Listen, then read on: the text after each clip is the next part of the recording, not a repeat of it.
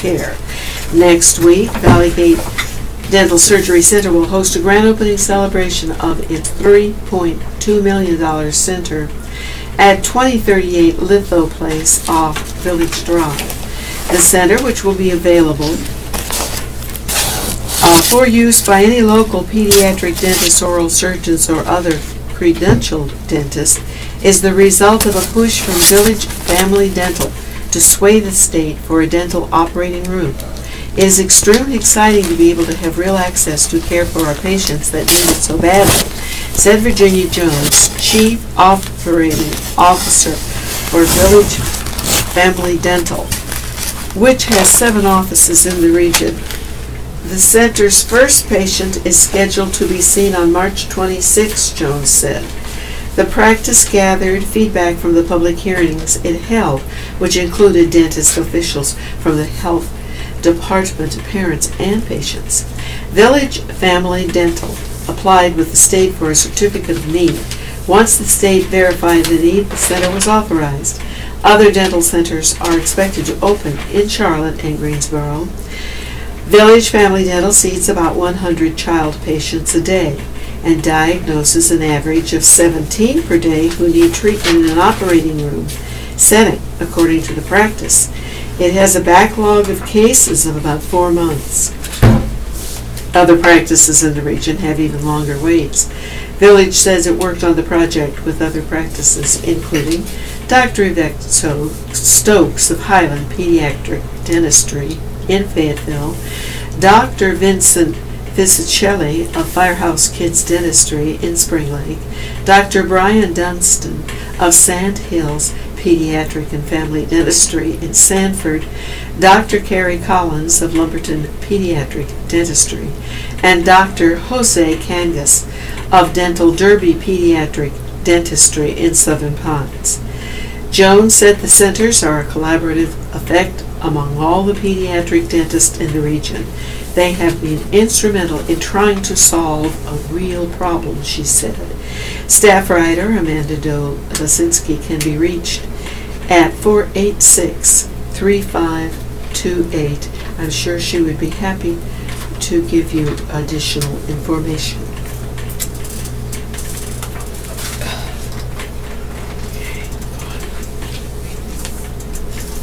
Investigation. Military overlooks sex abuse among children. A decade after the Pentagon began confronting rape in the ranks, the military frequently fails to protect or provide justice to the children of service members when they are sexually assaulted by other children on base, an Associated Press investigation has found. Reports of assaults and rapes among kids on military bases often down the desk of prosecutors, even when an attacker confesses. Other cases don't make it that far because criminal investigations shelve them, despite requirements they be pursued. The Pentagon does not know the scope of the problem and does little to track it. AP was able to document nearly 600 sex assault cases on base since 2007 through dozens of interviews and by piecing together records and data from the military's 4 main branches and school system. In North Carolina, records the military knowledge are incomplete document at least 39 sex assaults among children or teens on installation since 2007. Fort Bragg had 12. Camp Lejeune had 22. Sexual violence occurs anywhere children and teens gather on base. Homes, schools, playgrounds, food courts, even a chapel bathroom. Many cases get lost in dead zone of justice, with neither victim nor offender receiving help.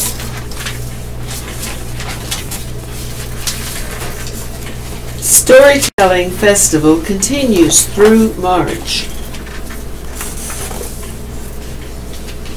By Suzanne Pate, who is a youth services manager for the Hope Mills Branch Library. Growing up, I always looked forward to experiencing the local children's theater group, Theater 4, which visited my school yearly. A few years ago, I took my son to a Theater 4 production in my hometown and was amazed that after 4 decades, they were still going stronger than ever. There was always an audience for great storytelling, whether theater, puppetry, oral storytelling, or even a gifted relative who keeps everyone in the family spellbound with real, exaggerated, or imaginary tales. Your public library boasts many wonderful and all free to the public storytellers throughout the year. This month we are in the midst of our annual storytelling festival. Children of all ages along with their families can watch as timeless stories from around the world come to life through music, humorous voices, puppets, and lots of audience interaction. Right now we are busy at all of our 8 locations conducting storytelling programs and preparing crafts related to this year's theme, My Passport Around the World. Children have many opportunities to have their passports filled with stickers as they learn about and hear stories from countries around the world. The festival runs through the end of March, so there's still time to catch renowned professional storytellers, including Gray Seal Puppets, Columbia Marionette Theater, and Lee Bryan, That Puppet Guy, along with many staff-led programs. Gray Seal Puppets performs at East Regional, Hope Mills, and Spring Lake Libraries today and Thursday. Pardon me. Columbia Marionette Theater is at Bordeaux Branch on Tuesday, and That Puppet Guy will perform at headquarters, Cliffdale and Hope Mills Libraries on March 27. Check our online calendar or call or stop by any library for more information, including how to register for these popular programs.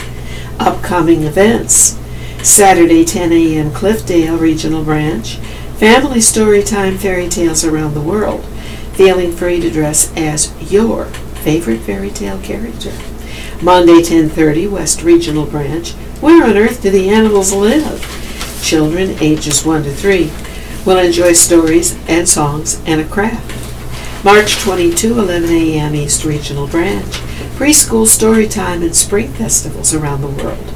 Learn how different cultures celebrate spring.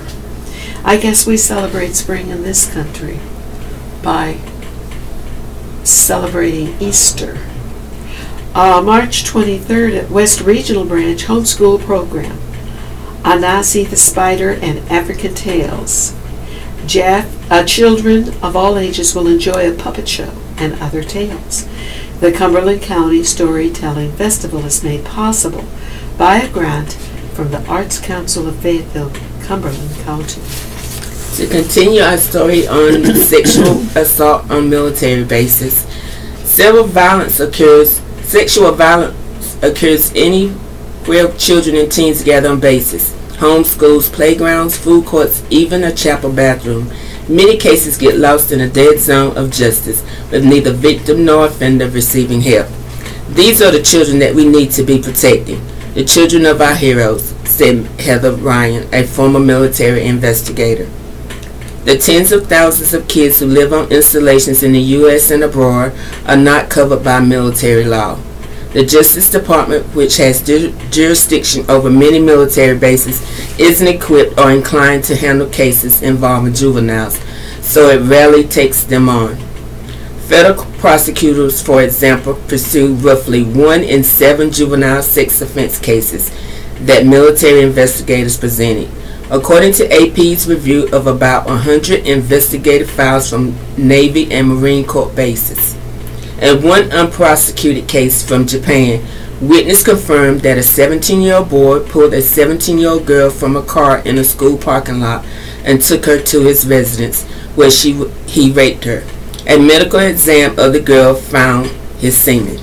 Offenders, meanwhile, typically receive neither therapy nor punishment, and some are shuffled off to other installations or into the civilian world. At Camp Lejeune Marine Corps Base, a 9-year-old boy admitted to Naval Criminal Investigative Service investigators that he had fondled toddlers in his home and classmates at Heroes Elementary School. He said he couldn't help himself. Military child abuse specialists couldn't help him either. They intervene only when the alleged abuser is a parent or other caretaker. A federal prosecutor twice declined to take action. A dozen current or former prosecutors and military investigators described to AP how policies within the Pentagon and Justice Department thwarted efforts to help victims and rehabilitate offenders. The military is designed to kill people and break things, said former Army criminal investigator Russell Strand, one of the military's pioneering experts on sexual assault. The primary mission is not to deal with kids sexually assaulting kids on federal property. Sexual assault can be difficult to investigate and messy to prosecute, more so when they involve children. Offenders may threaten further harm, and victims or their parents may not want to relive the trauma through lengthy investigations and prosecutions. AP found the otherwise data-driven Pentagon does not analyze reports it receives on sexual violence among children and teens on base. When the Defense Department said it could not pinpoint the number of assault reports, AP used U.S. Freedom on Information Act's request to obtain investigative reports and data from agencies that police the Army, Air Force, Navy, and Marines. AP also analyzed documents released by the Pentagon school system, which educates 71,000 students in the 7 U.S. states and 11 other countries. Records the military initially released admitted a third of cases AP identified through interviews with prosecutors, military investigators, family members, whistleblowers, and data that officials later provided. Other cases get buried. Strand, now a private sector consultant, estimated that in the Army alone, colleagues passed on opening several hundred cases involving offenders under 14. Strand said he learned of those alleged assaults in the 32 years that he was a military investigator and later as a trainer. The Defense Department said it takes seriously any incident impacting the well-being of our family service members and their families. The department promised to take appropriate actions to help juveniles involved in sex assault. It said it was not aware of any juvenile sex offender treatment specialist working in the military or a school system. The Office of the Secretary of Defense described child-on-child sexual assault as an emerging issue. AP found that military lawyers have warned about a juvenile justice black hole since the 1970s. The military school system said student safety was its highest priority, that school officials were obligated to report all incidents, and that a single report of sexual assault is one too many. Leandra Muller, who lives in Tabor City, was a freshman at Vilseck High School on an Army base in Germany when she recalls her former boyfriend dragged her off campus and sexually assaulted her one afternoon in February of 2014. Her basketball coach saw her crying and alerted the principal's office. At a police station on base, Army criminal investigators and local authorities met with Muller. They took some of her clothes as evidence, she said, and when it was over, an officer explained someone would be in touch. After no one followed up, the boy remained in school. Her father sought answers. Peter Muller, a civilian Army employee, said military investigators offered fuzzy details about German officials possibly having done something. All the family could glean was that some sort of restraining order had been issued. I really just wanted closure, said Muller, who graduated last spring. At least tell me something. Prosecutors in Germany who share jurisdiction over crimes on military bases told AP they investigated but found insufficient evidence to file charges. The Pentagon school system told AP it had no responsive records on the Muller case. Leandra Muller said neither the Army nor the school offered her any help, such as counseling. The military is a great field to be in, she said, but they just like to cover up what goes on because they have an expectation and they try to uphold an image. How sexual assault reports are handled can hinge on personality and rank. Whether their child is the accused or the accuser, high-ranking families receive more consideration. Several former military investigators and lawyers told AP. Supervisors with kids of their own were more likely to push an investigation, they said. While in Army offices preoccupied with case backlogs, investigators would stash less serious allegations in a raw data file, where they languish. Regulations require that all credible reports of sexual assault be investigated. Army Criminal Investigation Command spokesman Chris Gray said, adding that raw data files are checked for cases that merit a second look. AP unearthed just over 200 cases missing from records the military and Pentagon school system initially provided when asked about assaults. At least 44 have been criminally investigated. Some agencies resisted providing all data sources or denied cases in ways that led to undercounts. Pressed about missing cases, for example, Gray said that data initially released representing the number of sex crime reported as installations, in fact, reflect a much narrower subset. Full investigations closed only after an extensive bureaucratic paperwork process. Among the missing cases was one in which an Army investigator's stepdaughter reported assaulted in a pool at Fort Leonard Wood, Missouri. According to the official data provided AP, there were no assaults at that base. The last assault on an Army base in Germany was, according to the records, in 2012, 2 years before Mueller reported being attacked.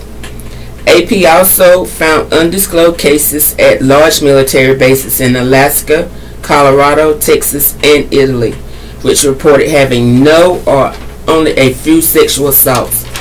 Unlike many U.S. school districts, Pentagon schools do not publicly share statistics on student sexual assaults. Responding to AP's request for a total incident since the start of 2007, school officials said they had information only as of fall 2011 and produced documents that showed 67 sexual assault or rape reports through last summer. A review of the school system's underlying records, though, showed that they were in such disarray for 4 years. Forms recording sexual assaults were misclassified as child pornography reports. Reporters also learned of separate student information database that logged students' misconduct.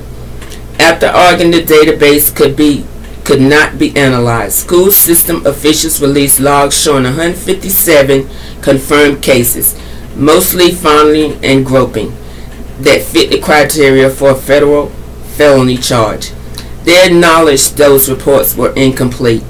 Presented with AP's findings before publication, school system said their primary incident tracking system has had some challenges, and acknowledged that the student information database included additional cases of interest. On most bases, the military's criminal branches investigate sexual assault reports, and U.S. Justice Department attorneys decide whether to prosecute. One case involved the alleged assaults by the 9-year-old boy at Heroes Elementary on Marine Corps Base Camp Lejeune. Less than 24 hours after the initial report of an assault in the boy's home, the federal prosecutor on base declined to take the case because of the age of the parties involved and the circumstances surrounding the alleged incident, according to the case file. That decision came before NCIS agents had interviewed the boy. When agents pressed on, they found he also fondled kids in school and at a sleepover. Approached again by investigators, the prosecutor stood firm. AP was unable to locate the families involved, and no official would discuss the case. A Justice Department spokesperson said the agency does not comment on how its attorneys select cases. Prosecution rates are not a good way to assess how the system is working, spokesman Wayne Hornbuckle wrote in an email, though he said there was no alternative measure for such a niche area as juvenile or sex assault cases on bases.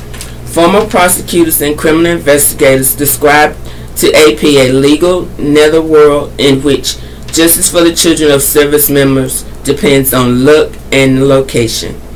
When a call came into the Air Force Office of Special Investigations on bases where Nate Galbraith was a special agent, his first move was to a map. Even bases that are governed by federal law can have nooks where, due to historical quirks and formal or informal agreements, local law enforcement takes the lead. It got very complicated quickly, recalled Galbraith, now the top expert at the Pentagon's Sexual Assault Prevention and Response Office, which monitors and responds to incidents among service members. The fear of future victims still gnaws at Heather Ryan, who worked as an NCIS investigator for more than 2 years at Camp Lejeune. In 2011, two sisters, 7 and 9, said a 10-year-old half-brother sexually assaulted them and threatened violence if they talked. The boy confessed. Ryan, where the boy could become a lifelong offender, said she struggled to get him help from the military's vast support structure. Desperate, Ryan persuaded a federal prosecutor to take the case with a plan of forcing the 10-year-old into sex offender treatment in the civilian world. When the boy stopped cooperating, the case fell apart. His family was later transferred to a base in another state. It's unclear whether he received therapy. This child needed help. He really, really needed help, Ryan, who retired from NCIS in 2005, said. I think of him a lot and wonder how he's doing and if he has hurt anybody else. This is the Southeastern North Carolina Radio Reading Service, a United Way partner agency. We broadcast from the campus of Fayetteville State University, and our signal is carried by WUNC Chapel Hill. As a nonprofit agency, we rely on public donations. We request your support to continue our services. When making charitable donations, please keep the SENCRRS in mind. Our post office box number is 35029, Fayetteville, North Carolina, 28303. If you have any questions or comments, please call us at 910-672-1600 or our toll-free number 1-844-709-5656. Your radio hosts today are Marty Baldwin and say your name. Teresa.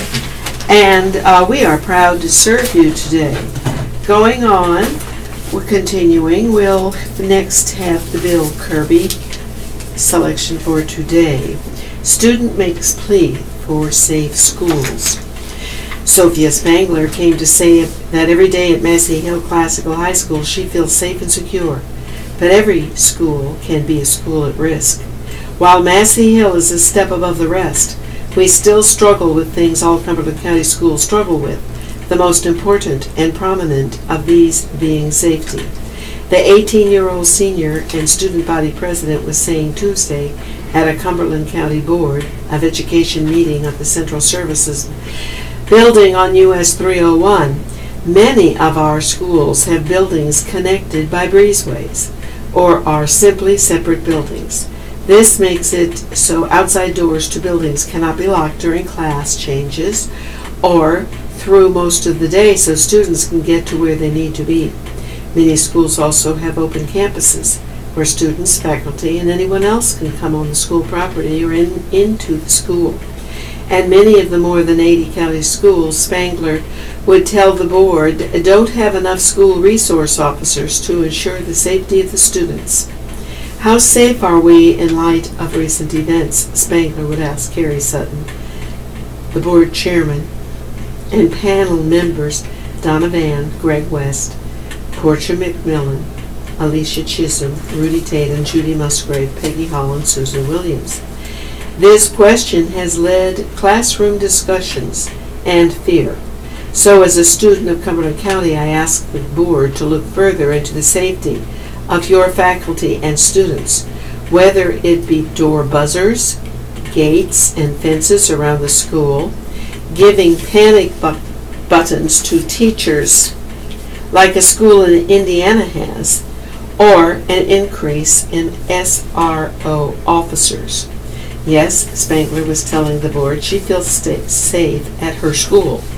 But all it takes is one act of senseless violence, she would say, to change everything forever. A senseless moment in time like February 14, when a former student with an AR-15 found his way into a South Florida high school and took the lives of 14 students and 3 teachers. Or Sandy Hook Elementary School in Newtown, Connecticut, where on December 14, 2012, a gunman with a semi-automatic rifle killed 20 students, the principal, and 5 others. Just one senseless act, Sophia Spangler could not have better chosen her words for Tim Kinlaw, the interim superintendent, and the board to hear. I implore the board, Spangler would conclude, to do whatever can make us feel safe, and make us safe. The school system, according to Kinlaw, Sutton, and Bruce Morrison, Director of Safety and Security for our public schools, is in the process of securing every campus from electronic entry locks, digital surveillance, cameras, and fencing. And Spangler's plea did not fall on deaf ears. I've developed a simple but effective program, Kinlaw told the board. After his proposed school watch program, we want to call them school angels, someone to watch over us. They are volunteers who will be trained to be the eyes and ears of every school. It's not a security position, Kinlaw would say, not someone who challenges, but volunteers to keep vigil on a school campus while teachers teach and children learn. It may be as simple as sitting in a car and observing, Kinlaw would say. They'll get a badge and a 2-way radio, but not before a background check and safety training. Again, I want to stress, Kinlaw would say, that it is not a security position. Not a vigilante with a gun, he would stress, but an observer to report any suspicious activity during the school and extracurricular hours. Indeed, Susan Williams would say, and the board would too. It is going to help a lot, Spangler would say, of the school angels who will be guardians of our school. The plan is very solid. The board is working to do everything it can. Oh yes, Katie Hawks, a Grace Creek High School student and student body president, could only concur. I couldn't have said it better myself, she would say, because in Sophia Spangler's articulate words, it only takes one senseless act to change a life or take an innocent life forever. Bill Kirby, Jr. can be reached at 486-3571. Private investment group alters plans for $110 million downtown stadium development. Significant changes have been made to the design of the private development going on next to the baseball stadium construction. And Jordan Jones, the project manager of Prince Charles Holdings, said these design changes will help spur even more growth for Fayetteville. It's something we're thinking of doing early on, Jones said. We truly believe this will have an even bigger economic impact on the city of Fayetteville. The private investment group plans on investing $110 million in downtown Fayetteville, including the parking deck it will later sell back to the city. Durham-based Prince Charles Holdings, LLC, originally bought the Prince Charles Hotel in 2005. The group is working on turning the storied hotel into 61 premium apartments with retail space on the bottom floor and possibly office space on the top floor. Jones said he plans on Prince Charles opening by the end of March in 2019. Jones said Prince Charles Holdings plans on spending between $17.2 million and $17.3 million on the restoration. Construction costs have gone up, Jones says, but he said the economic growth the project will spur will help his hometown reach new heights. The investment group's plans expanded beyond the hotel in 2016, when the city released an agreement with the Houston Astros. That pact guarantees the city will build a 5,000-seat stadium. In exchange, the Astros have agreed to bring a minor league baseball stadium to the city for the next 30 years. The franchise's Carolina League affiliate is playing its first 2 seasons in Buies Creek. Like the Prince Charles Hotel, the baseball stadium will be ready by opening day in 2019. Within the next year, Prince Charles Holdings and the city have an agreement to work together in developing the stadium, the land surrounding the stadium. Since then, the City Council has approved several amendments to that agreement. The agreement said that each party has to keep the other updated on the construction. In addition, amendments to the agreement have said the investment group will build the $14.8 million parking garage and sell it back to the city. The parking deck will house cars from both the private investment group, the Houston Astros, and the public. In addition, the investment group will buy Fayetteville Park Plaza from the city. Initially, Jones said Prince Charles Holdings discussed building 150 residential units on top of the parking deck. Those plans have changed. The entire building design has rotated by 90 degrees. The pool on the top of the hotel, which once faced the train tracks, will now face Hay Street. The design change will allow for both hotel visitors and office workers to have a view of the stadium. Jones said a 115 to 120 room hotel will open in 2020. He said he is currently in talks with several hotel companies. Once finished, the hotel will be top notch. The hotel will be the highest quality in this market, Jones said. Next to the hotel will be 84,000 square feet of office space instead of the 150 residential units. He said this premium office space is designed to attract top employees and possibly a business headquarters. Jones said he has 2 businesses that are interested in signing letters of intent with the private investment group to lease the space soon. Since day one, we have wanted to use it as a tool to keep bringing private investment to downtown, Jones said. When finished, the office space will be the tallest building in downtown. It will be taller than the Sistel building, Jones said. As for the purchase of Fayettville Park Plaza from the city, Jones is optimistic.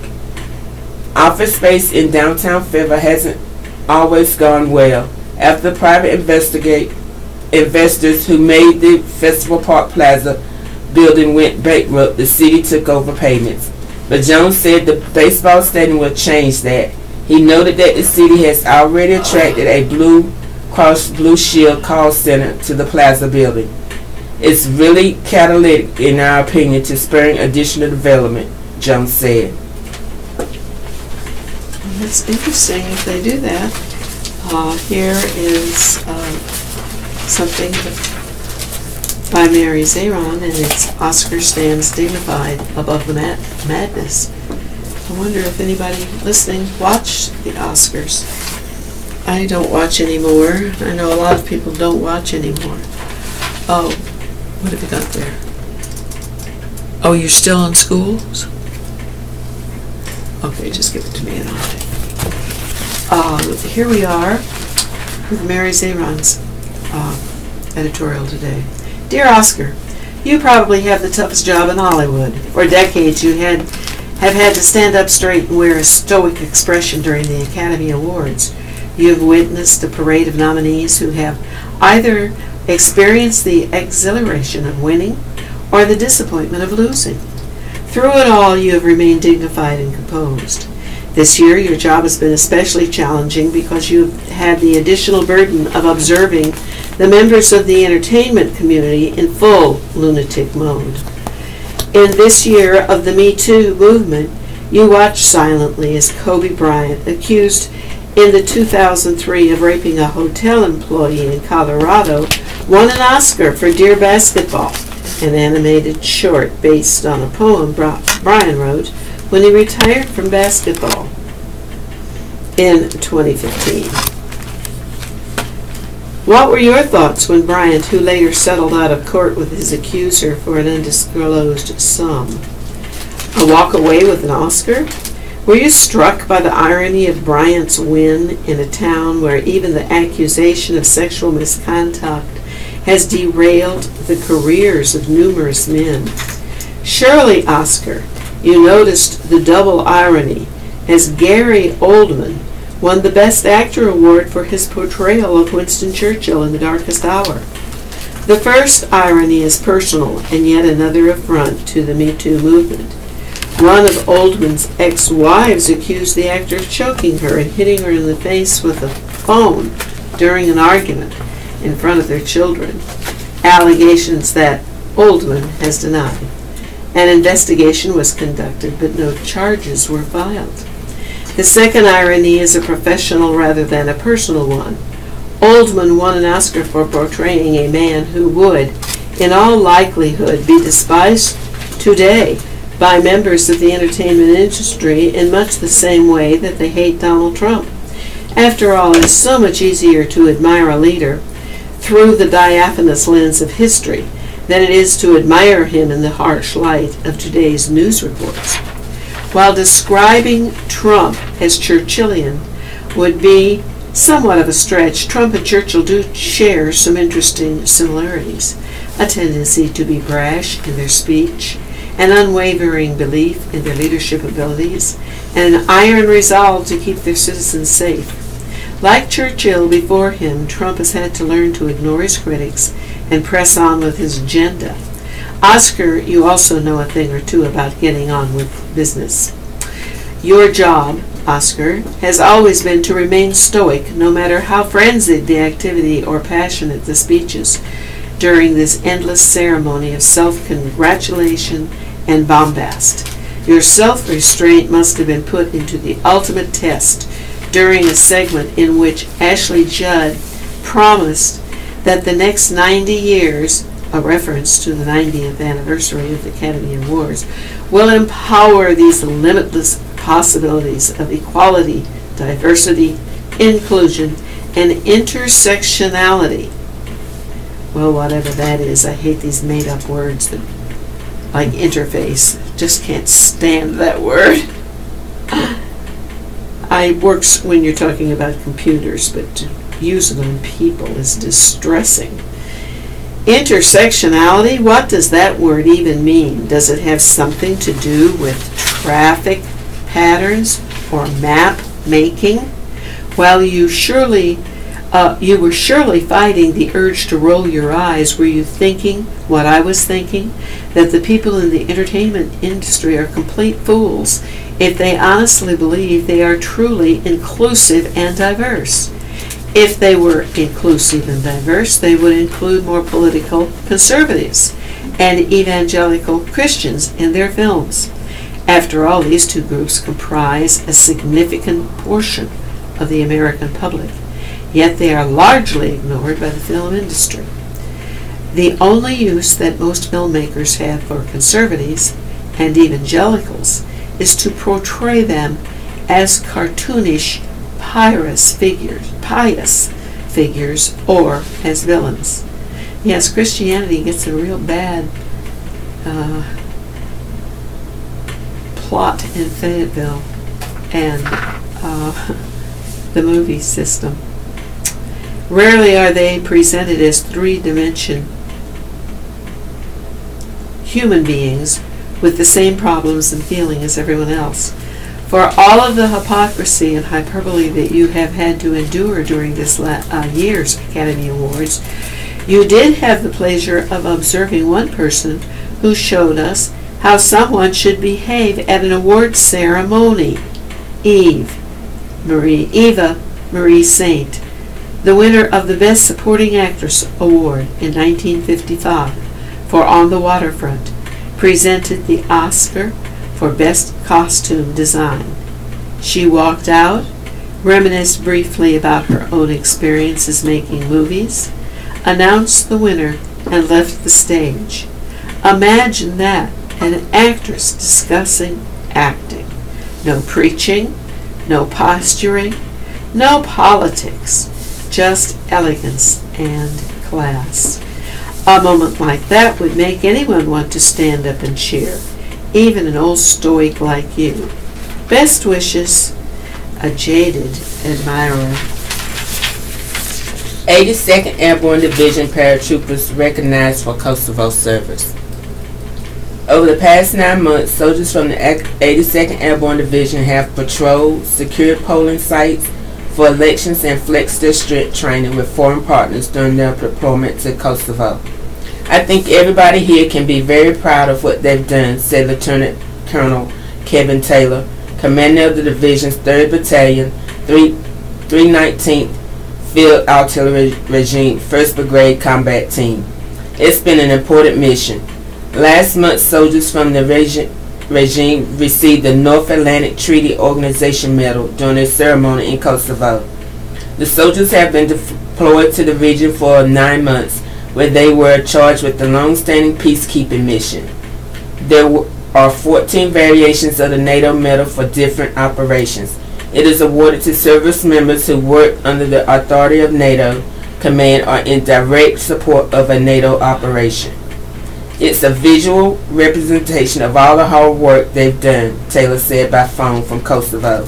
The soldiers deployed over the summer as part of Kosovo Force, the international force established in 1999 to provide security and stability to the area that borders Albania and Serbia. They are scheduled to return to Fort Bragg in the next few weeks.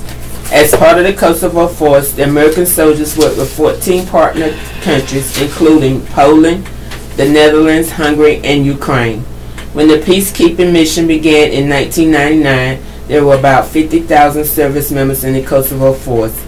That has steadily shrunk to fewer than 5,000 service members on the force. It's pretty impressive that the small force is able to provide a safe and secure atmosphere in the country, Taylor said. It speaks volumes to how far Kosovo has come. During their deployment, the American soldiers were part of about 600 patrols along the administrative border between Kosovo and Serbia. Many of the patrols were conducted with Kosovo Border Police and Serbian Armed Forces, Taylor said. The soldiers also supported 2 iterations for elections across 38 municipalities in Kosovo. As part of their deterrence role, the soldiers stayed sharp by conducting training exercises. In January, they completed a squad live fire exercise and later an air assault exercise under the command of the Polish force. I think if Kosovo force was not here as a stabilizing force, there's a potential that competitor groups would use that or try to leverage or to do things in Kosovo that were counter to their government, Taylor said. Those who wanted to do harm to the institutions of Kosovo and their structure have to take into consideration that Kosovo force is here. We've been committed for 19 years. I'm incredibly proud to be a part of this team and incredibly proud of everything that the battalion has accomplished. All right. If you are longing to take a break, do that now. I'm going to read the crime. I'm sure that will take a little while. And here's the first one. If you need to get your cup of coffee or get to the kitchen or any place, this is a good time to do it. The nation's highest court may soon decide the fate of one of Fayetteville's most infamous criminals. Ronald A. Gray, a former Fort Bragg soldier and convicted serial killer, has filed a petition with the Supreme Court to answer several legal questions still hanging over his case. Gray, who committed a series of murders and rapes in Fayetteville and on Fort Bragg in the 1980s, is the longest-serving inmate on the military's death row. He is also the only military prisoner whose execution has been approved by a president. Lawyers for Gray filed their petition to the Supreme Court last month. Lawyers for the U.S. government have a Monday deadline to respond, according to the court. At issue is which court system, military or civil, is responsible for hearing appeals. Gray has filed since 2008, when then-President George W. Bush approved Gray's eventual execution. Timothy Kane, Gray's lawyer, wrote in his position to the Supreme Court that Gray's appeals have been delayed by a nearly decade-long contest of hot potato between military and civil courts. Numerous appeals were dismissed or delayed in recent years as the courts struggled over how to handle Gray's appeals. During that time, Gray has sought a review of claims of constitutional error during his military trial and subsequent appeals. He has claimed that his original appeals lawyer was ineffective, that his sentence is the result of racial discrimination, and that military authorities failed to disclose evidence about his competency. In recent years, the case has been heard by officials from a U.S. District Court in Kansas, the 10th U.S. Circuit Court of Appeals, the Army Court of Criminal Appeals, and the U.S. Court of Appeals for the Armed Forces. In Gray's petition, Kane wrote that the military and civil courts have repeatedly declined to review his client's claims in the vain hope that the other court system would do so. The litigation ping-pong has resulted in a system in which convicted enemy combatants have a clearer system in which to appeal their cases than do many military prisoners. Well, let's see.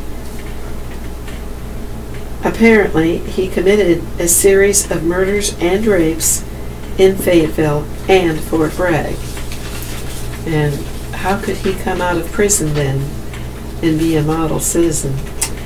However, the law is very slow.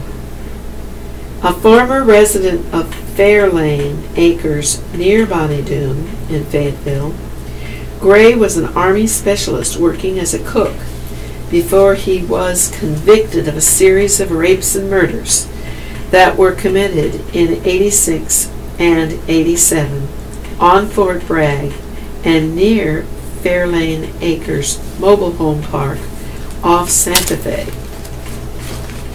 Gray killed cab driver Kimberly Ann Ruggles, Army Private Laura Lee Vickery Clay, Campbell University student Linda Jean Coates, and Fairlane Acres resident and soldier's wife Tammy Wilson.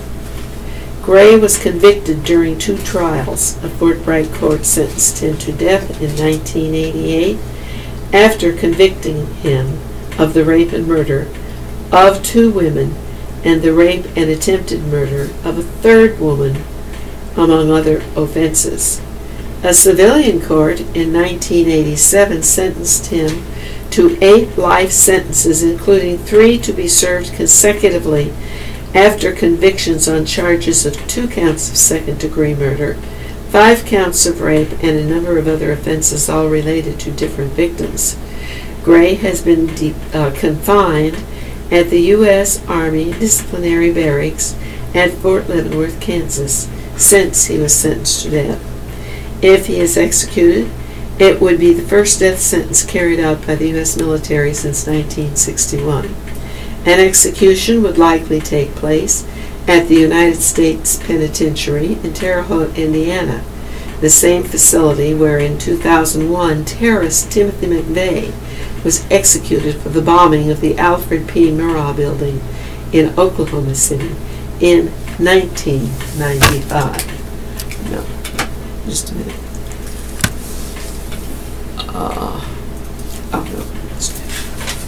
Seized drugs value estimated at $1.3 million. A Fayetteville man was arrested Monday after police and federal agents found more than 500 pounds of marijuana and 2 pounds of cocaine in his home. The estimated street value of the drugs was put at $1.3 million, a Fayetteville police person said.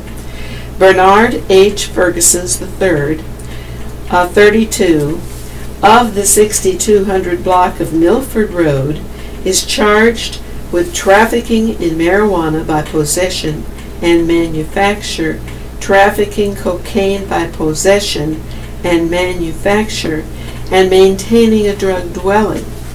Fayetteville police detectives teamed up with locally based agents from the U.S. Bureau of Alcohol, Tobacco, Firearms, and Explosives, and executed a search warrant at Ferguson's home off Yadkin Road about 7:30 p.m. Monday, a police release said.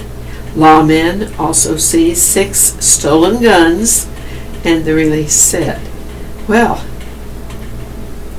bail was set at $500,000, and well, here's a picture of all the stash of seized marijuana and the 2 pounds of cocaine, all very neatly wrapped up and taped. And gosh, it could be anything. The courts have repeatedly declined to review his client's claims in the vain hope that the other court system would do so. Oh, wait a minute, that's some. This says this is supposed to have no? There's a continuation here which tells more, but the main thing that we are looking at here is his name, I think, for Bernard H. Ferguson III, from the 6200 block of Milford Road, and the fact that he had 6 stolen guns. That alone should be a jail sentence or a prison sentence, and having $1.3 million worth of marijuana and cocaine would seem to require more than a slap on the wrist. However, we don't punish too many people. I think we have ask Valerie if we have our death notices, because it is time for that. No, you'll have to ask Valerie. This is the Southeastern North Carolina Radio Reading Service, a United Way partner agency. We broadcast from the campus of Fayetteville State University, and our signal is carried by WUNC Chapel Hill. As a nonprofit agency, we rely on public donations. We request your support to continue our services. When making charitable donations, please keep the SENCRRS in mind. Our post office box number is 35029, Fayetteville, North Carolina, 2803. I want that. This is a special article for you to read. I shall, but I need the death There we go, notice. right there on top. Our box office number is 35029, Fayetteville, North Carolina, 28303. If you have any questions or comments, please call us at 910-672-1600 or our toll-free number 1-844-709-5656. Your radio hosts today are Marty Baldwin and Teresa. And we are proud to serve you today. And we hope it gets warmer and all that stuff. At this time, as is our custom, we will read the obituaries. And I will begin with the Cumberland County notices.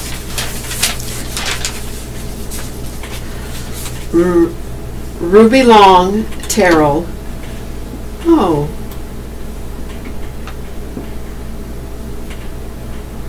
'93 of Fayetteville, Jerningham Warren Funeral Home. Michael Scott Stanbridge, 39 of Autryville, Rogers and Breese Funeral Home. Ingeborg Kashner of Fayetteville, Pinecrest Funeral Home. Ahmad Abdul Hamid, 41 of Fayetteville, Colvin Funeral Home. Delton Burnett, 68, Wiseman Mortuary. Bobby Whitted, 61, Wiseman Mortuary. The Cape Fear region. A.J. SFC, Sergeant First Class A.J. Austin, retired, U.S. Army, 70, of Lillington, O'Quinn, Beebles Phillips Funeral Home. Sophronia Robinson, 87, of 322 North Church Street, Newton Grove, Butler and Son Funeral Services. Clinton. Harold Underwood, 74, of Rose Hill, Carter Funeral Home, Garland. David Carthen, 67, of Red Springs, L.E. Lloyd Funeral Home. Sadie Mae Albertson, 86, of Clinton, Royal Hall Funeral Home. Annie V. Hammond, 62, of Roland, S&L Funeral Home, Maxton. Here is Cumberland County. Wainwright F. Cox. Master Sergeant Wainwright F. Button Cox, retired, 82, passed away Saturday, March 10, 2018, at the Veterans Hospital in Fayetteville. The family will receive friends Wednesday, March 14, 2018, from 6 to 8 p.m. at Jernigan Warren Funeral Home with Masonic rites. Funeral services will be held on Thursday, March 15, at 1 p.m. at Jernigan Warren Funeral Home, with burial following in Sand Hills State Veteran Cemetery with full military honors. David L. Goldwasser. Donald L. Goldwasser. Donald L. Goldwasser was born November 30, 1932, in St. Louis, Missouri, and passed away 2nd of March 2018 in Fayetteville. And, oh my, I'm going to read some of this because I'm from St. Louis too. He graduated from Clayton High School. He was president of Clayton's chapter of the National Honor Society. Graduated from Tulane University in New Orleans. And he was a Beta Sigma. And 44 years at Security Van Lines of Kenner, Louisiana. President of the Better Business Bureau of the Greater New Orleans. And other things, and funeral services were held in St. Louis on Tuesday, March 6, 2018. Memorial contributions to Beth Israel Congregation on Morganton Road in Fayetteville, North Carolina, 283, or the charity of your choice. Belton E. Gray, 81, of Fayetteville, passed away on Sunday, March 11, 2018, following a long illness. Mr. Gray, called Gene, was retired from the Army and the Postal Service. He was preceded in death by his son Brian and his parents. He is survived by his wife of 58 years, Judy, and his daughter and son-in-law, Chris and Bruce Burtis. A private memorial service will be held at a later day. Services entrusted to Pinecrest Funeral Information. Thomas Edge, also called Cootie, age 86, died at 9:10 p.m. on March 20, 2018, surrounded by family and friends who adored him. It was a beautiful end to a life well lived. There has been a change to the day of services for Tom, originally scheduled for today. His memorial service will now be held on Thursday evening, March 15, 2018, at 6 p.m. in Jernigan Warren Chapel. The family will receive friends on Thursday from 5 to 6 p.m. prior to the service at the funeral home. Retired Staff Sergeant Robert Allen Grooms. Retired Staff Sergeant Robert Allen Grooms, 87, of Fayetteville, died Thursday, March 8. Funeral Saturday, 11 a.m., Rogers and Brees Funeral Home Chapel. Visitation, Rogers and Brees Funeral Home. Friday, 6 p.m. to 8 p.m. Burial, Cumberland Memorial Gardens, Rogers and Brees Funeral Home. Joseph Michael Haynes of Fayetteville, 29, died Thursday, March 8.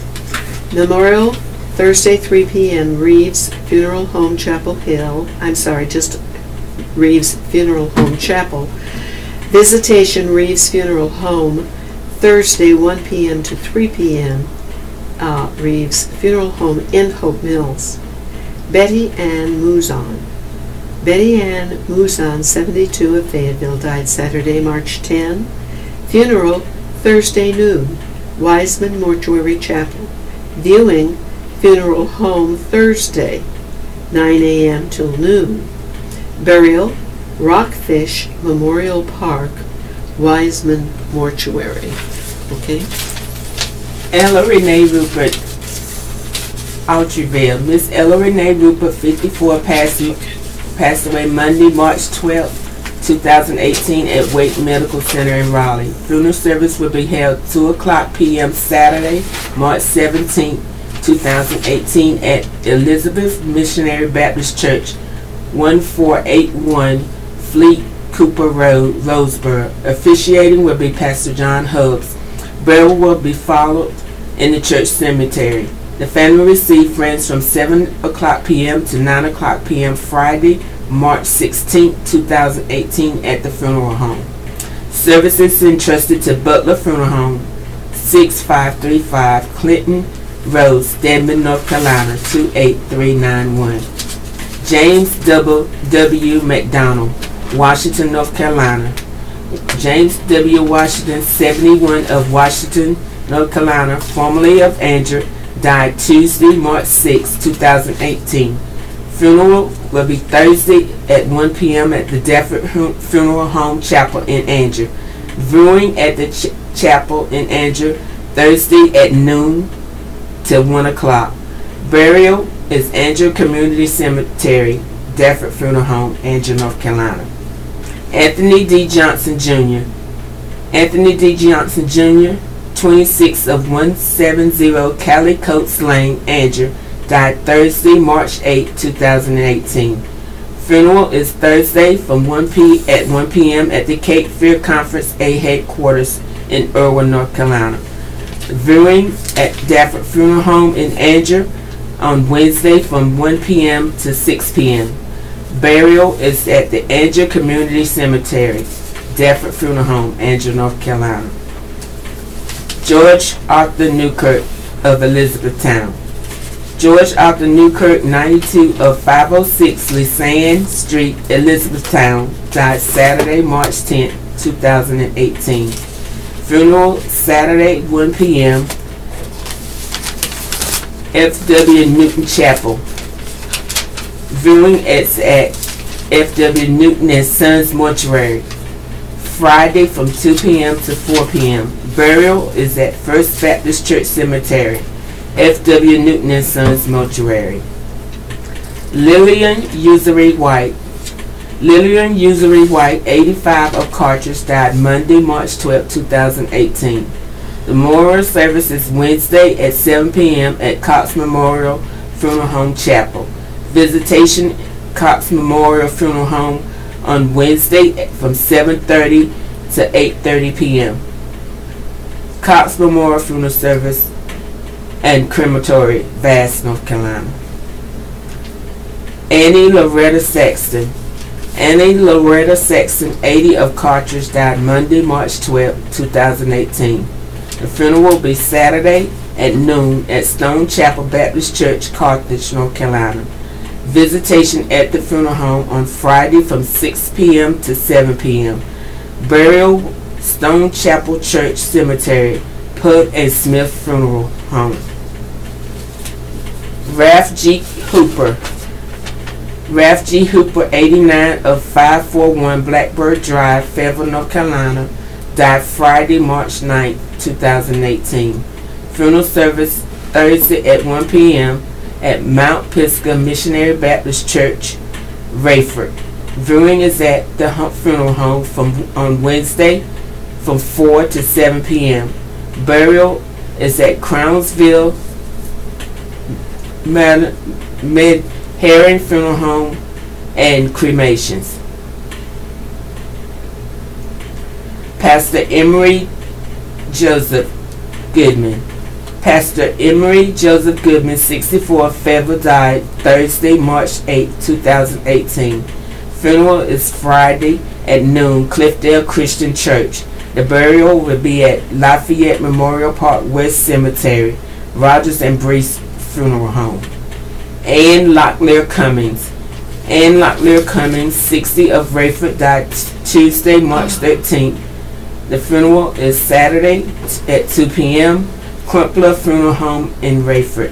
Visitation, Crumpler Funeral Home, is on Friday at 7 p.m. to 9 p.m. Burial at Rock Grove Baptist Church Cemetery, Crumpler Funeral Home. Rosie Lee Baldwin. Rosie Lee Baldwin, 70, of Littleton, died Monday, March 12, 2018.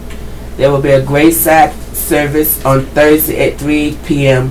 Haunted Memorial Park in Littleton.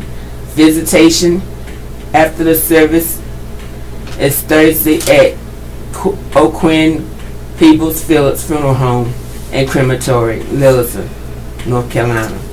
Ronald R.H. Phillips Jr. Ronald R.H. Phillips Jr., 78, of Clinton, died Tuesday, March 13th. Funeral is Friday at 2 p.m. at Holly Grove Christian Church, 3940 Union School Road, Clinton, North Carolina. Visitation is Royal Hall Funeral Home Chapel on Thursday from 6 p.m. to 8 p.m. Burial is the Church Cemetery, Royal Hall Funeral Home. Johnny Stewart Renfro. Mr. Johnny Stewart Renfro, 70, of Fairmont, died Sunday, March 11th. Funeral is Thursday at 1 p.m. Coven Funeral Home. Visitation at the funeral home on Thursday from noon to 1 p.m. Burial, Fairmont Cemetery, Coven Funeral Home. Terry Wayne Smith Jr. Terry Wayne Smith Sr., 66, of Laurel Hill, died Monday, March 12, 2018. Funeral will be Saturday, 11 a.m. in Piney Plains Free Will Baptist Church. Visitation, Richard Bowles funeral service on Friday from 6 p.m. to 8 p.m. Again, that's Friday, 6 p.m. to 8 p.m. Burial at Pinecrest Cemetery, Richard Bowles funeral service. Eloise W. Parker. Eloise W. Parker, 84, of Dunn, died Monday, March 12, 2008. Funeral service Thursday at 11 a.m. Prospect Free Will Baptist Church, Skinner and Smith Funeral Home. Wednesday, visitation from 6 p.m. to 8 p.m. Burial, Church Cemetery. At this time, I'll read the Billy Graham, and then we'll go from there to Dear Abby. Is it Dear Abby or Dear somebody else? It's Dear Abby. All right. This is the Billy Graham selection for today. Editor's note: this My Answer column was completed before Reverend Billy Graham's recent death. Question: I'm a very shy person, and I find it hard to be in social gatherings of any kind, including church. Sometimes I feel so lonely that I wonder if life is worth living. I wish God hadn't made me this way. From J.S. Answer: the most important thing I can tell you is that God loves you and accepts you just as you are. Even if you find it hard to be with other people, you'll never find it hard to be with God, because He is always welcoming you. Jesus' invitation includes you. Come to me, all you who are weary and burdened, and I will give you rest, for I am gentle and humble in heart. Matthew 11:28 and 29. At the same time, God wants to help you overcome your fears and your loneliness. And He will, as you seek His help. What steps can you take? First, take time to list all the good things God has already given you. In other words, learn to focus not just on the things you wish you had, but on the things God has already given you, and thank Him for them.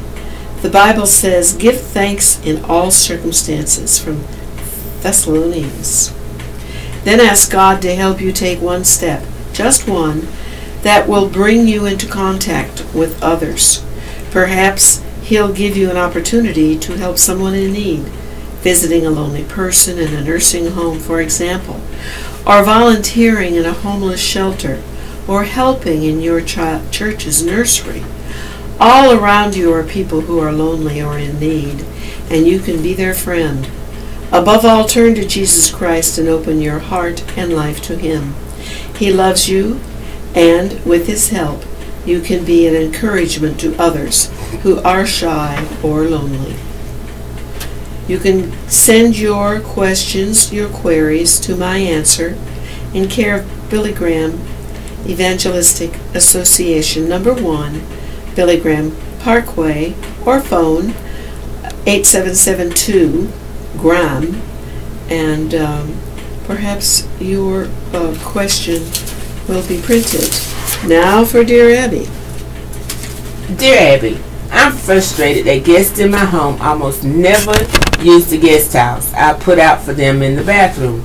Why did they do this? I remember a little poem in your column that addressed this.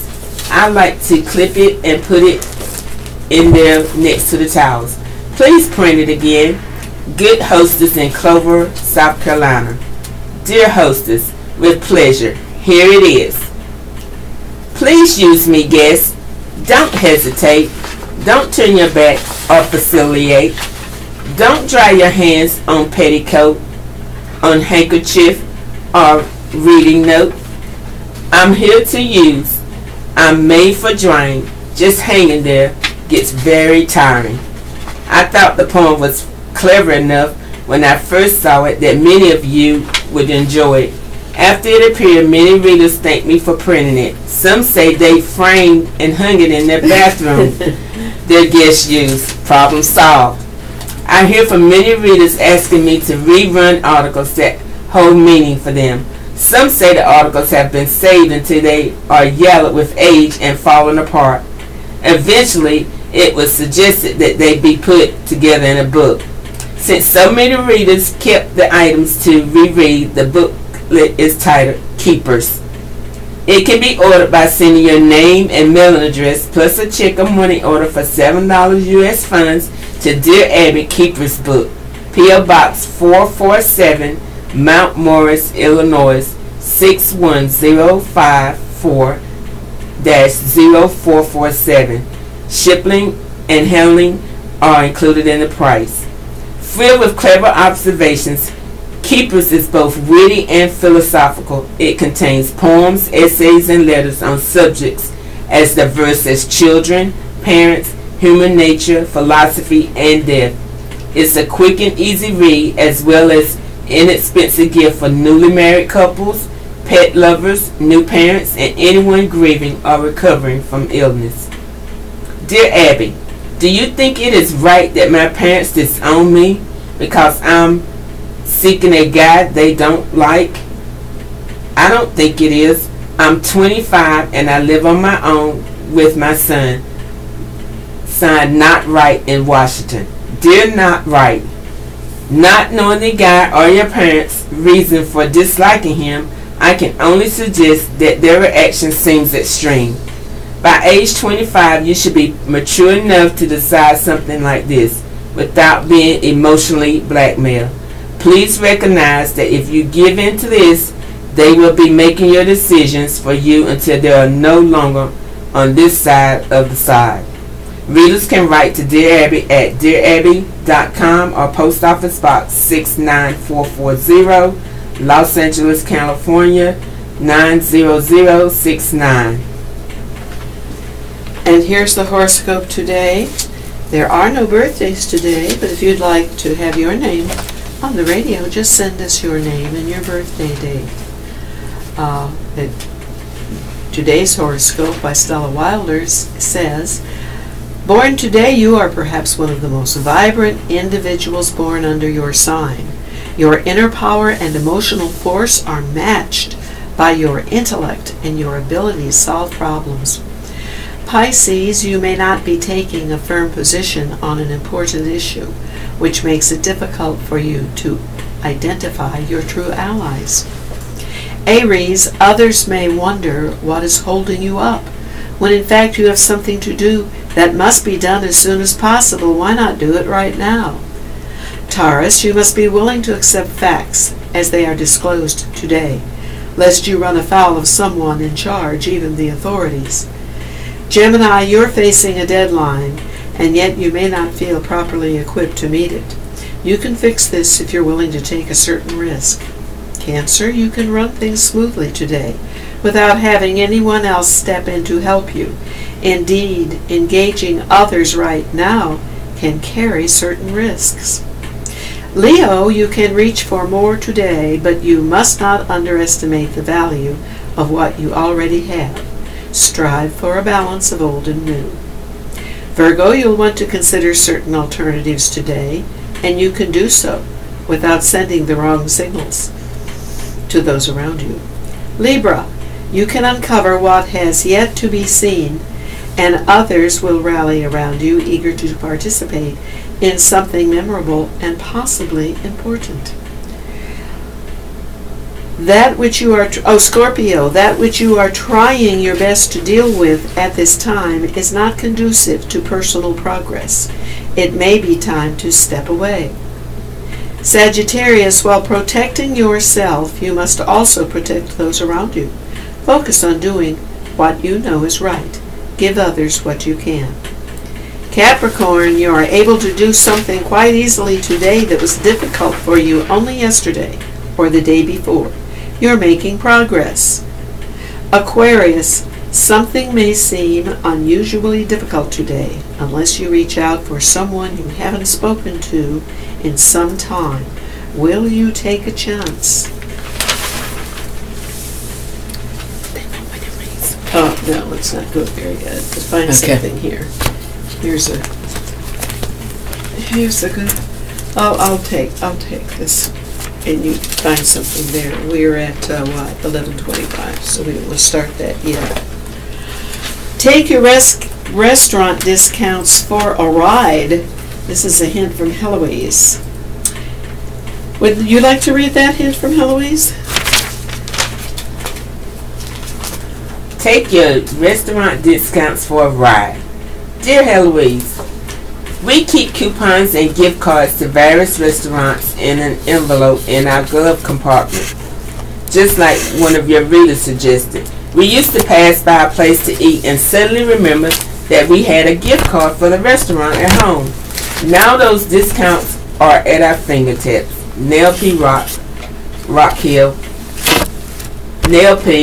South Carolina. 1 potato, 2 potato. Dear Heloise, whenever I make baked potatoes, I usually bake additional potatoes, and the ones not eaten are saved for the next day to be made into twice baked potatoes or hash browns at breakfast.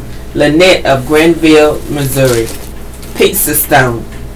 Dear Eloise, my slow cooker gets very hot underneath, so to protect my kitchen counters, I place the slow cooker on my pizza stone. I feel safe leaving the house knowing that the pizza stone is protecting my counter from being scorched. Nancy H. of Albuquerque, New Mexico.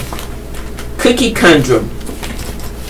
Dear Eloise, the best way to keep cookies fresh when you put them in a cookie jar is to first place them in a plastic bag. Then put the bag in the cookie jar. Most cookie jars today are pretty and decorative, but if they lack a seal around them, they aren't airtight. Monica F. of Lima, Ohio. Hash brown secrets. Dear Eloise, if there is one thing my husband dearly loves, it's golden hash brown potatoes. The secret to flawless hash browns is to remove as much water as possible from the potatoes. Use a paper towel, fold it 2 or 3 times, and put the shredded potatoes on it. Then take another 2 paper towels and place over the potatoes and gently press out as much water as you can. Fry them in butter for a crispy outer crust and a tender inside. Maddie M. Lancaster of Pennsylvania. Banana bread bonus. Dear Eloise, when making banana bread, I found that roasting the bananas in the oven brings out the sugars, making the bread more flavorful. Set your oven to 350 degrees. Place the yellow bananas on an aluminum foil covered baking sheet and roast for about 18 to 20 minutes. The skins will turn black.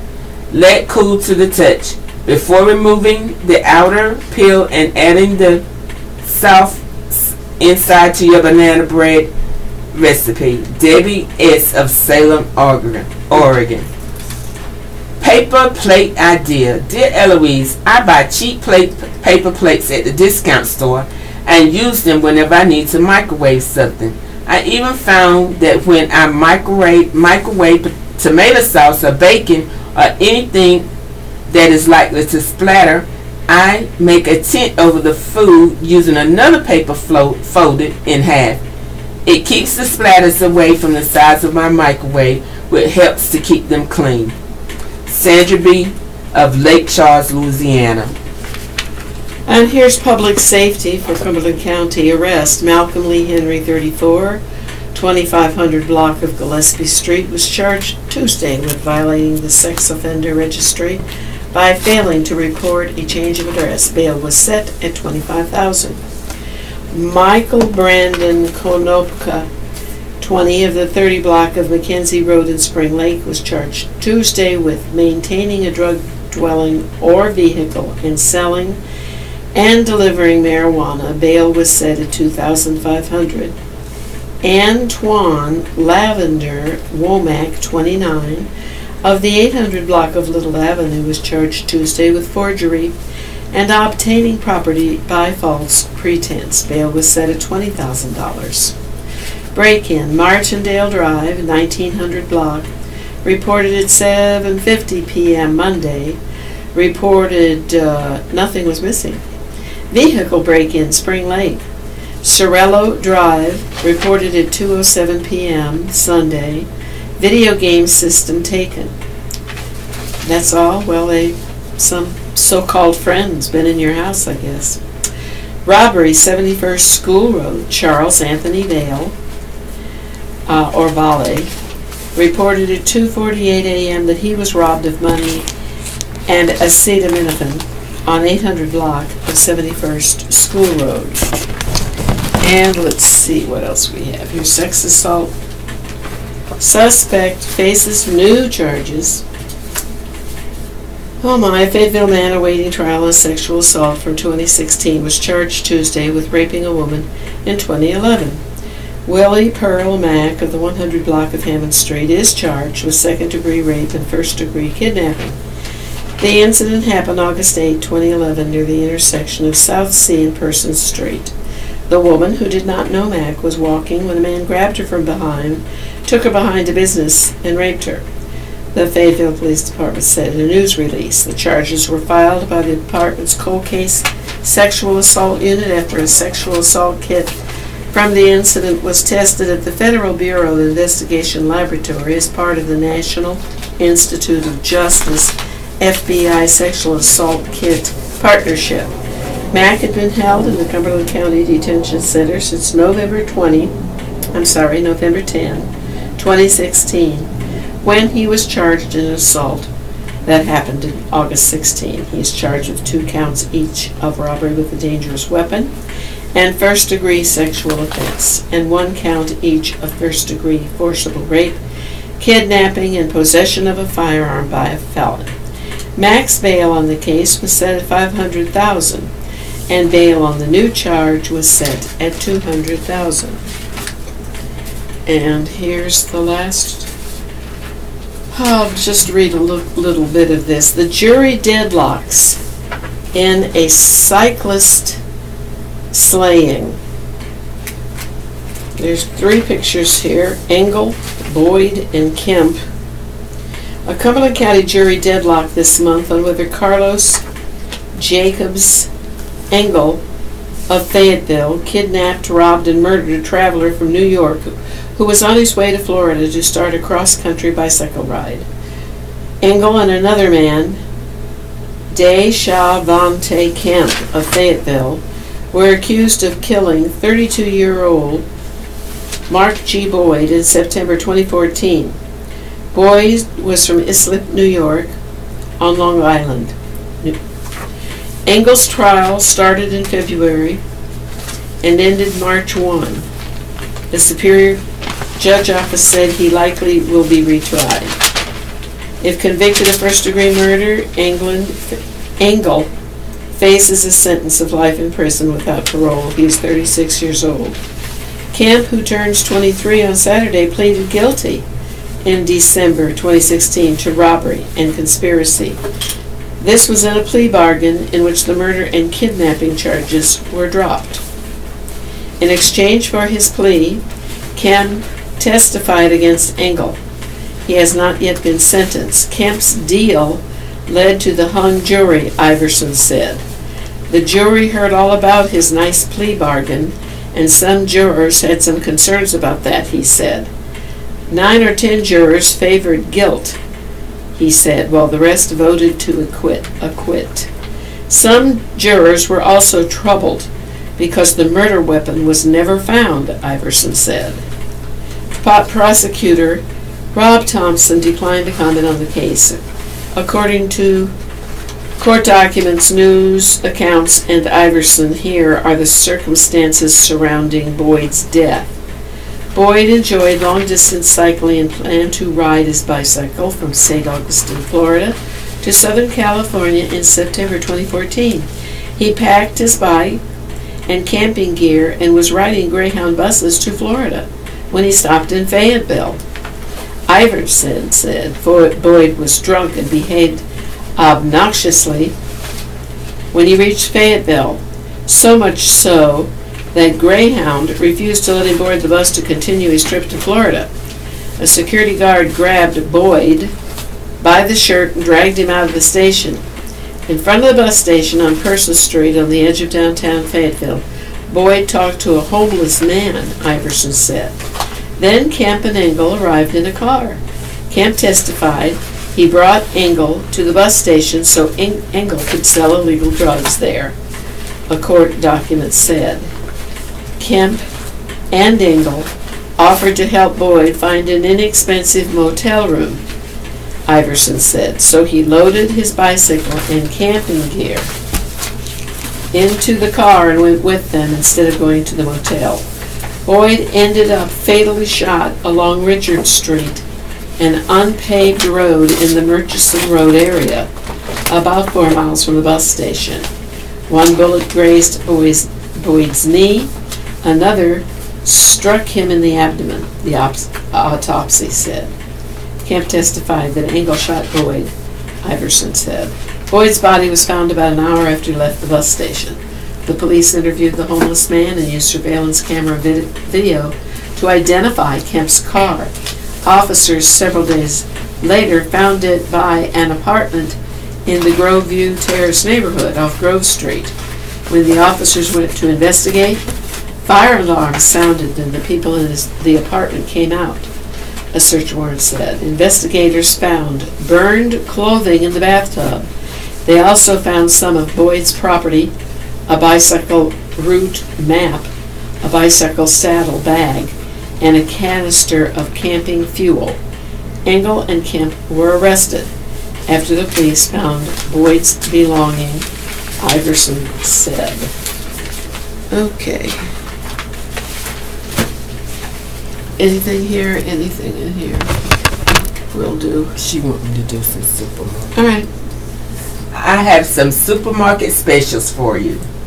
At Sprouts Farmers Market, we have avocados 3 for $1, asparagus 98 cents a pound, cucumbers or bell peppers 2 for $1, Roma tomatoes 2 pounds for $1, red, yellow, or orange bell peppers 98 cents each, California cuties, mandarin oranges 2 for $5 for a 2-pound bag, cauliflower or Brussels sprouts 98 cents a pound. Also, there is all natural boneless chicken thighs $1.99 a pound. All natural ground grass-fed 100% grass-fed ground beef $3.99 a pound. Wild Alaskan sockeye salmon fillet $6.99 a pound. All these specials are at Sprouts Grocery. Also, for your fruits, you have red or seedless grapes, $1.98 a pound. Sunset snacking tomatoes, two for $5. Strawberries, blackberries, or blueberries, 2 for $5. Golden ripe pineapples, $1.98 each. Celery or baby peeled carrots, 98 cents each. Organic Valencia oranges or grapefruit, $2.98 each. You have your deluxe trail mix, $3.99 a pound. Chai or sesame seeds, $2.99 a pound. Almond milk, California Farms almond milk, 2 for $5. Lactate milk, 2 for $7. Suja oranges, $2.99. Kerrygold pure Irish butter, $2.99. Annie's homegrown mac and cheese, 5 for $5. Also, Sprout organic honey, $7.99. Nature's Bakery fig bars or brownies, 2 for $5. Vitamins and supplements, 20% off. In addition, there is all natural sausage, chicken or pork, $2.99 a pound. Grass-fed roast or steaks, 20% off. All natural pork loin chops, $2.49. Artesian bread, $3.99. Pretzel buns or rolls, $2.99. Domestic cheese, $4.99 a pound. Corned beef, $7.99. Peterson's Natural Farms beef hot dogs, $3.99. All these savings at Sprouts Farmers Market. I was surprised when I went to Sprouts to see all the good buys they had. I thought it would be too expensive, but it had very good buys. Matt, I've been asked to please read this article from the Pear Guide. It's Becoming Special Forces. There's a picture here of Colonel Aaron Bank, who is known as the father of Special Forces. And I guess we'll go back to the U.S. has always had those soldiers who were willing to put themselves at risk in unconventional warfare. Examples of these soldiers go so far back as the 1670s, when Benjamin Church of Massachusetts adopted Native American tactics as the captain of the 1st Ranger Force in King Philip's War. Major Robert Rogers of New Hampshire organized a company of colonists known as Rogers Rangers in the 1750s. During the French and Indian War, Rogers' 28 Rules of Ranging would become a guide for ranger fighting tactics throughout the years. The Swamp Fox, Captain Francis Marion and Captain Daniel Morgan, led Morgan's riflemen during the Revolutionary War in guerrilla warfare against the British. Together they were known for quick pointed surprise attacks against the British at random intervals. In 1866, Native Americans were employed as Army Scouts, and in 1890 these scouts were allowed to wear the branch insignia of crossed arrows. These crossed arrows appeared again in 1942 when the first Special Service Forces began operating. The crossed arrows were officially adopted as part of the Special Forces insignia in 1984. Point to a conflict the U.S. has been involved in, and chances are you'll find a specialized unit. Special Forces may not have always been called Special Forces, but they've always been around.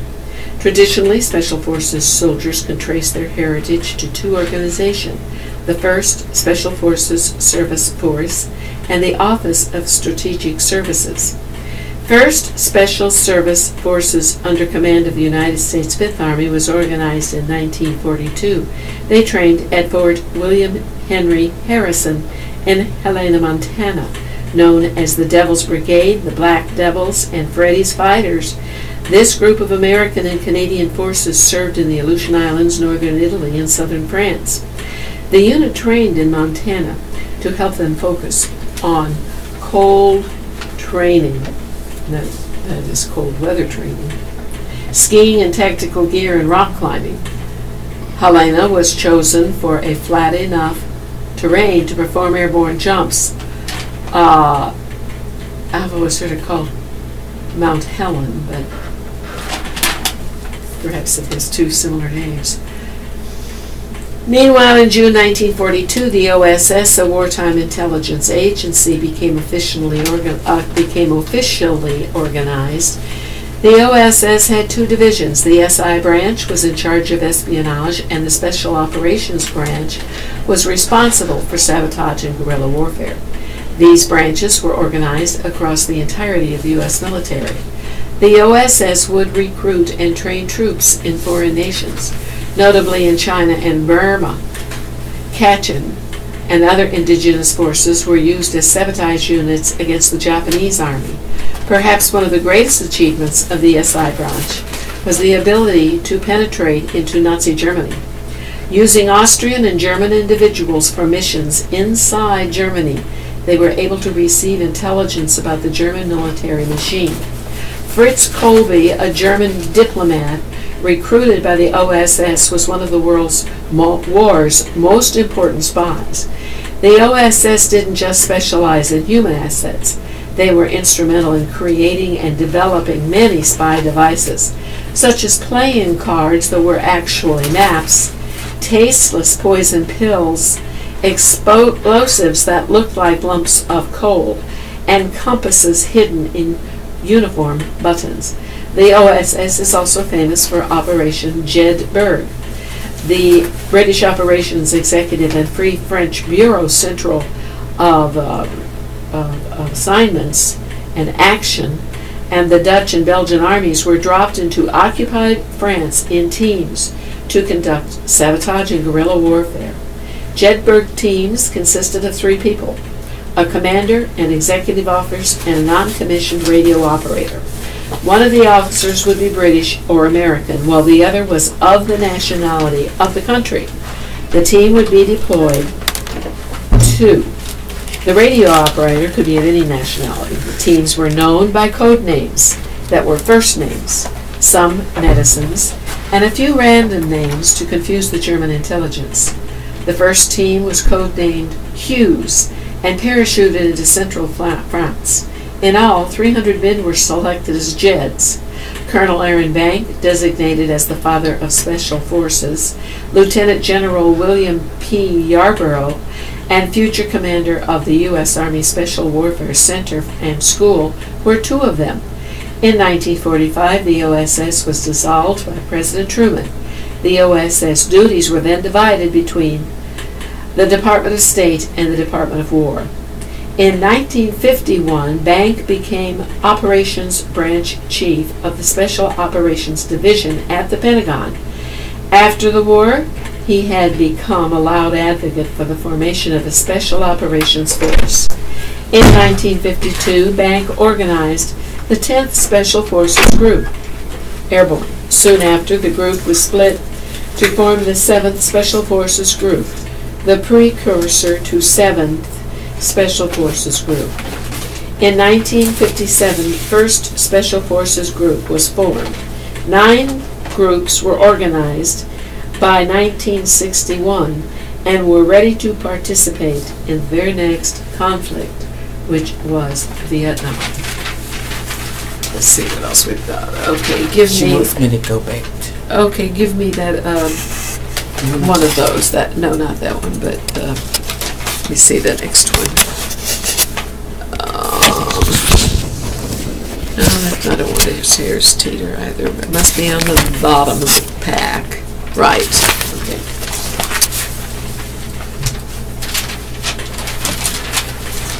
Good.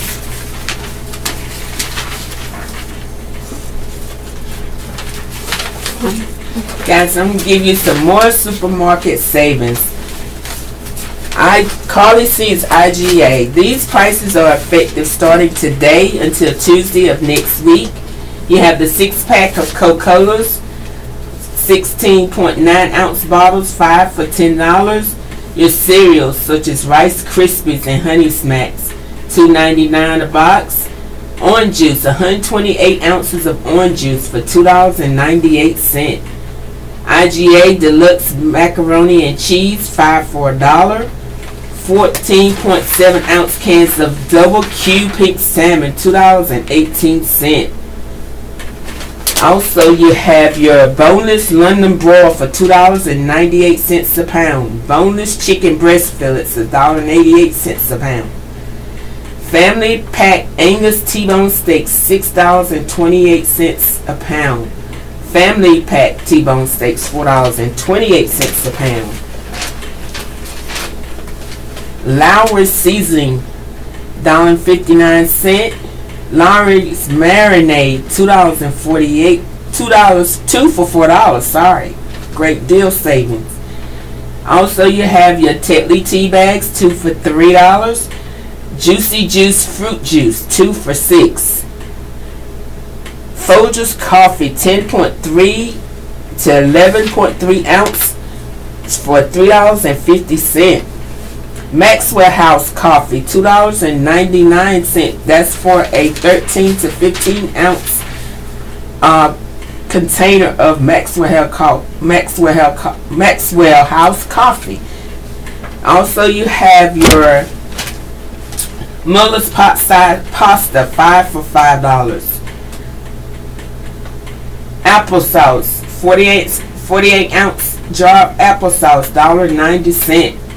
Nutella hazelnut big jar for $5.99. IGA grape jelly, $1.99. Morning Fresh grated Parmesan, 2 for $5. Tomato sauce, 5 cans for $5.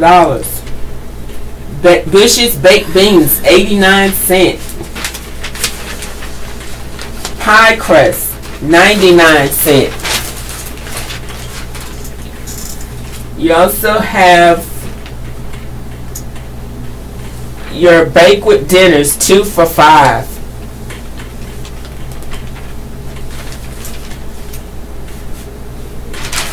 Also, you have savings for Food Lion. These savings starts March 16th.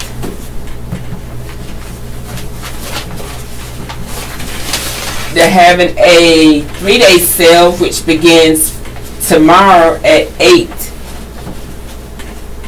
You have your 3 packs of soft drinks, Pepsi products, 3 for $9. You have Tombstone 12-inch pizzas, 2 for $6. Prego potato sauce, spaghetti sauce, 2 for $4. Detergent, Tide detergent, Gain detergent, Charmin bathroom tissue, and Bounty paper towels on sale.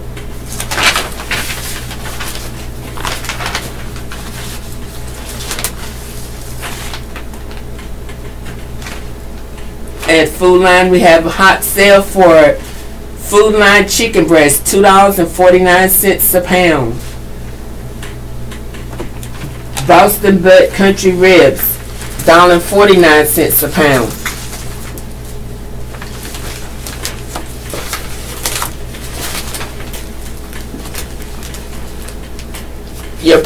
Your top ramen noodles, 4 packs for $1. Scallop potatoes, Betty Crocker scallop potatoes, 5 for $5. Evaporated canned milk, 89 cents. Sweet onions, bulk of 89 cents a pound. For baking products, your baking sugars, $1.19.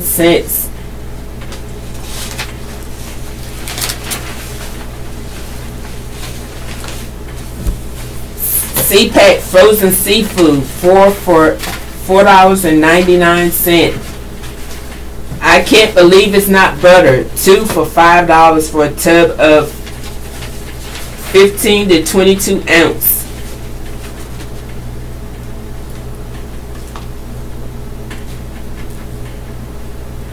Also for animal lovers, pet owners, we have Apple dog food, 10 cans for $6.50. Your bagging strips, $9.49.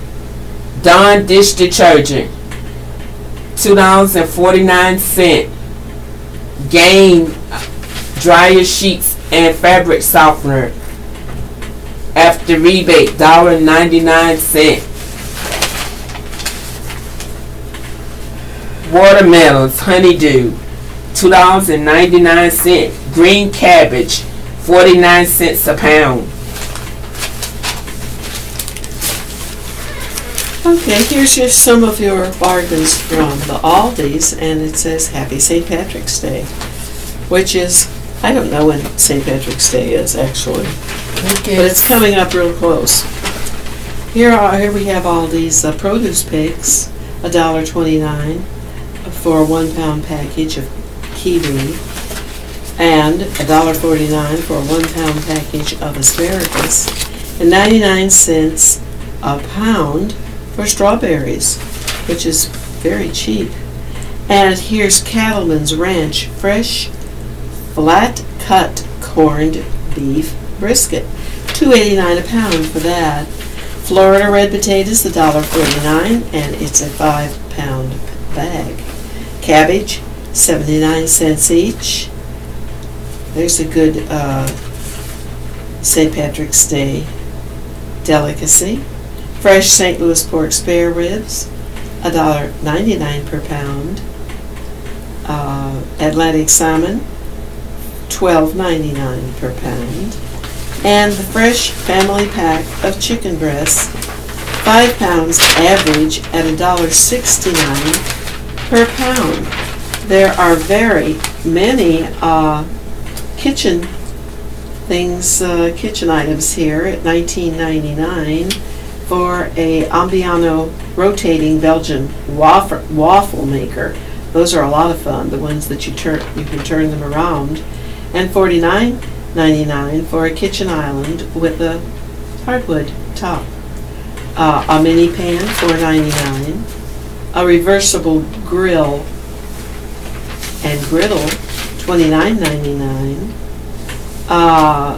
Speckled fry pan from Aldi's, $8.99.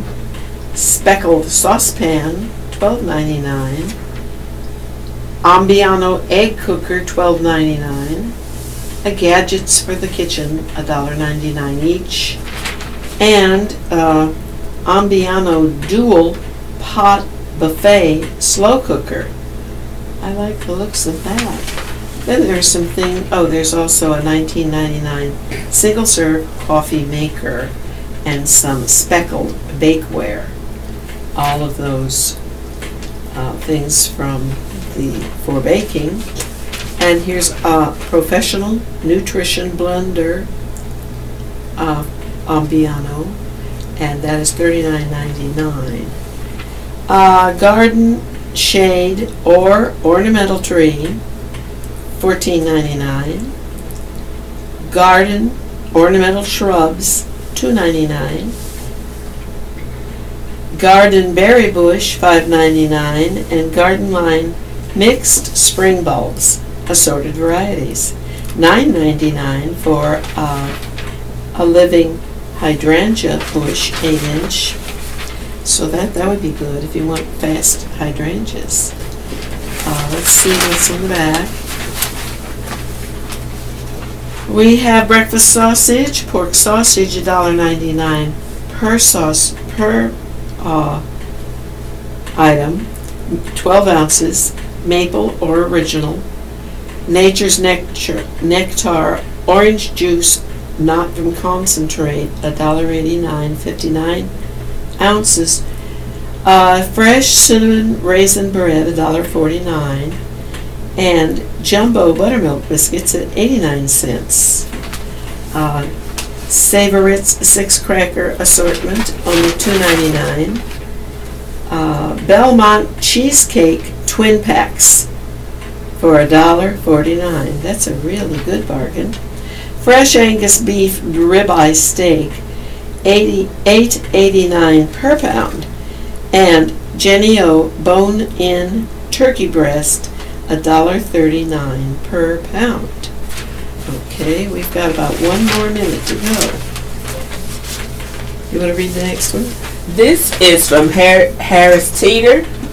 You have your 2-count bag Farmers Market has avocados for 97 cents.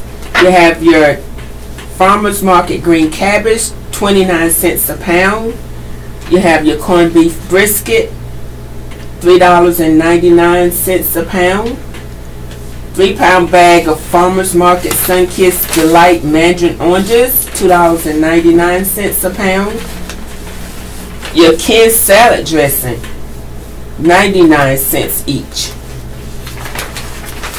In addition, we have large eggs, 77 cents for a 12 count. Your Gatorade, 2 for $10. This is an 8-pack of Gatorade. You have your, I saw some water here, bottled water. You have Dasani water, 2, either an 8-pack or a 12-pack. 8-pack, 12 ounce of Dasani water, 2 for $6.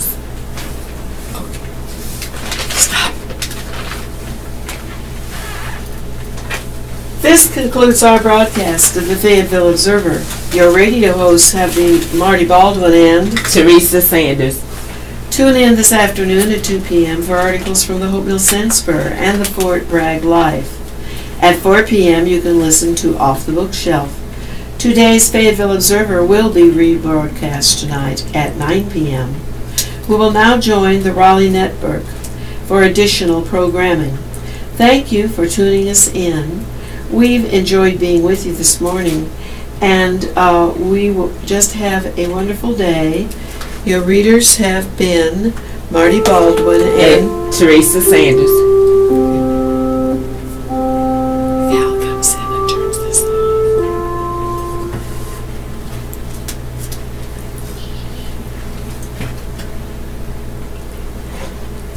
Thank you for the water. My goodness, there's a lot we didn't, all the editorials. Didn't get to read any of the editorials. See, I don't know the order they go in. So. Well, she tries to give it to us, but I usually read the crime. I pull out the crime from the stacks and just get it over with. Yeah. I don't like to be reading crime every third article. It just makes it seem as if there's nothing but crime. We've got our problems enough. Go get her, I guess somebody forgot us.